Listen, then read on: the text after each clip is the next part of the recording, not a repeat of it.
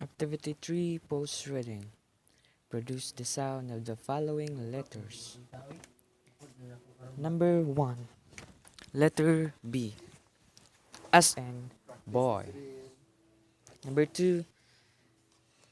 Letter C. As in cat. Number 3. Letter D. As in dog. G. Number 4. Letter G. As in a girl. Number 5. Letter E. As in elf. Number 6. Letter A. As in eagle.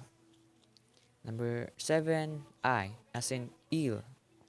Number 8, letter I, as in an icon.